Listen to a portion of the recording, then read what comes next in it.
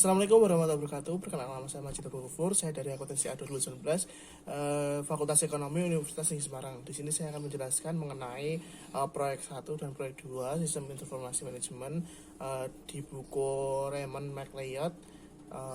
Langsung saja kita mulai ke materi.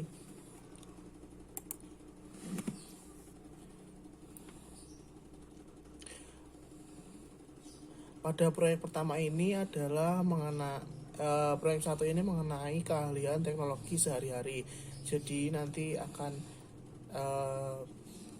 dijelaskan mengenai keahlian teknologi sehari-hari itu sendiri.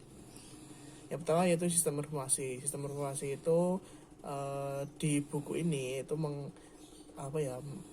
mengisi materi mengenai Microsoft Windows. Jadi Microsoft Windows itu dibagi menjadi dua, yaitu Windows XP dan juga Windows Vista. Nah, Windows XP ini adalah jajaran sistem operasi berbasis grafis yang dibuat oleh Microsoft untuk digunakan pada komputer pribadi yang mencakup komputer rumah dan desktop bisnis, laptop, dan pusat media.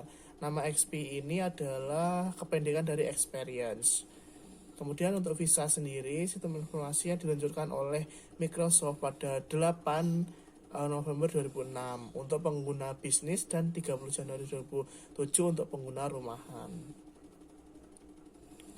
Sistem operasi lainnya. Nah, selain Windows tadi ada juga Mac OS X, terus ada Unix, ada Linux.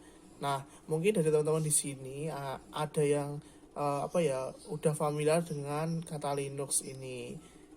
Nah, Linux sendiri ini adalah sistem operasi lisensi bebas dan sumber terbuka yang dibangun oleh kernel Linux. Nah, sedangkan Unix dan macOS ini juga sistem dulu, tapi macOS ini biasanya ada di Apple kayak gitu. Nah, sedangkan Unix ini sistem operasi yang dikembangkan pada tahun 1965 yang diharapkan akan menjadi sistem operasi yang bisa melakukan portable, multitasking, dan juga bisa digunakan untuk lebih dari satu user. Nah, selanjutnya itu peranti lunak aplikasi. Nah, di peranti lunak aplikasi ini ada empat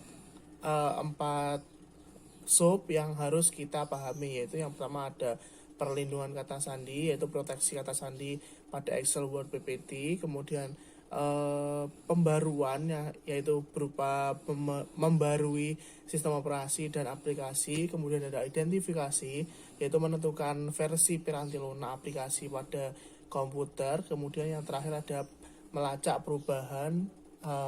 Ini digunakan untuk mengetahui setiap perubahan yang dibuat oleh anggota tim. Kemudian ada virus dan spyware. Nah, spyware itu apa sih? Spyware itu dikirim untuk menghentikan kerja komputer dan mencuri informasi sensitif.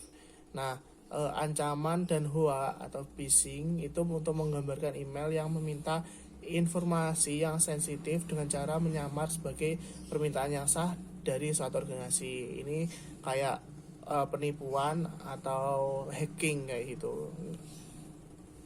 Nah, selanjutnya adalah virus. Virus ini adalah virus ini menghancurkan dan mencuri informasi pada komputer. Nah, proteksi memasang antivirus dan anti spyware. Proteksi yang memasang antivirus dan spyware ini seperti proteksi komersial, yaitu Norton dan McAfee. Kemudian ada proteksi yang gratis, yaitu Keysoft dan Adware. Selanjutnya yaitu email.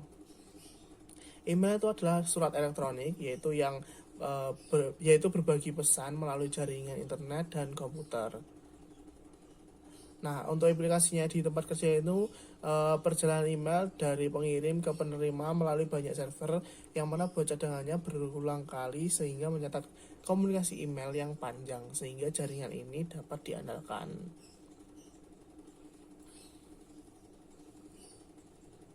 Nah, etiket email di tempat kerja.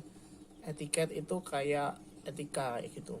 Jadi email ini berkombinasi dengan jelas dan sopan. Hati-hati menggunakan fitur reply all. Jangan mengirim email terlalu panjang, lampirkan saja dokumen. Nah, untuk akun email pribadi itu kebanyakan organisasi memberikan kesempatan untuk menggunakan sumber daya komputer untuk kepentingan pribadi. Namun organisasi juga punya hak untuk mengawasi email. Kemudian lanjut ke proyek 2, yaitu proyek web atau HTML menggunakan Microsoft Front Page. Nah, yang pertama yang dilakukan adalah membuat dokumen front page. Nah, front page itu adalah suatu aplikasi peranti lunak yang mudah digunakan untuk membuat halaman web yang sederhana. Pengguna editor teks untuk membuat sebuah halaman web memerlukan waktu yang lebih banyak dan sedikit lebih sulit, namun memberikan kontrol yang lebih besar terhadap desain halaman web tersebut. Nah, seperti ini. Ini adalah contoh proyeknya.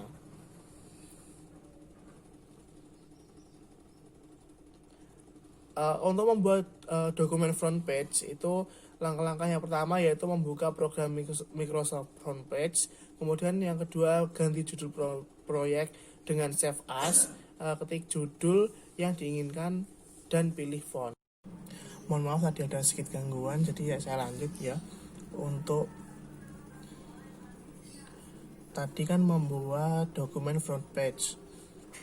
Nah, yang langkah ketiga yaitu ketik location untuk membuat daftar lokasi. Selanjutnya itu buat tabel. Nah, buat tabel ini jika kursor di bawah daftar lokasi lalu pilih tabel. Seperti yang ada di gambar ini. Selanjutnya yaitu sisipkan gambar, geserlah kursor 2 baris di bawah tabel lalu klik perintah insert.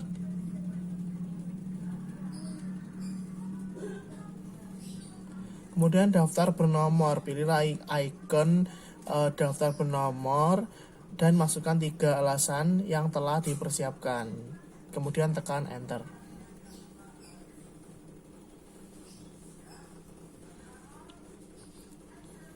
Selanjutnya membuat link.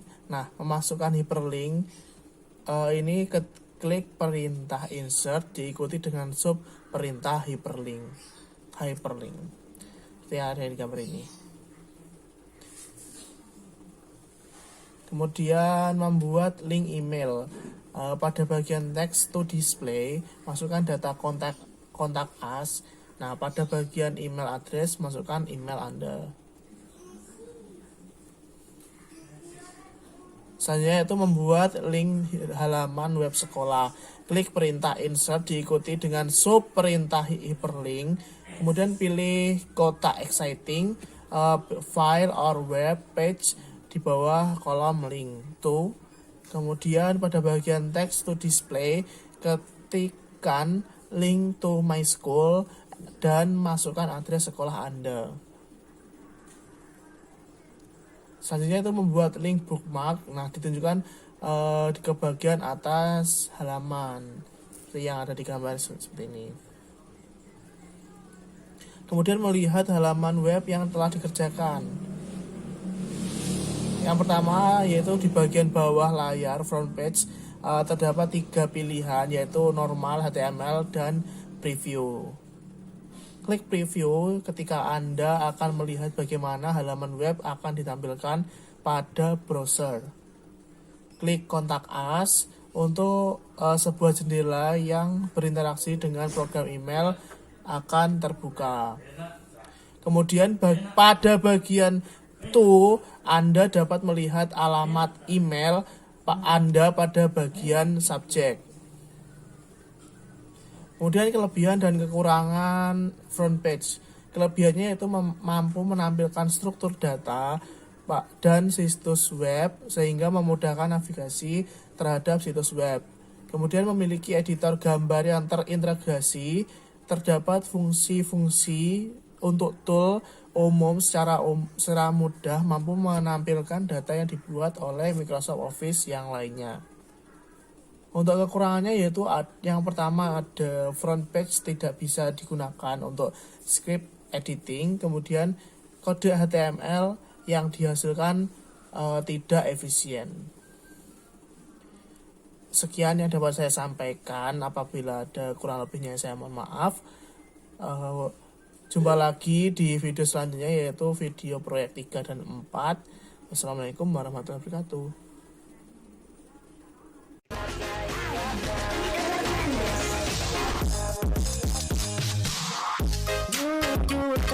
Sayang, kita berdusta, menghargai akan jadi kita lupa.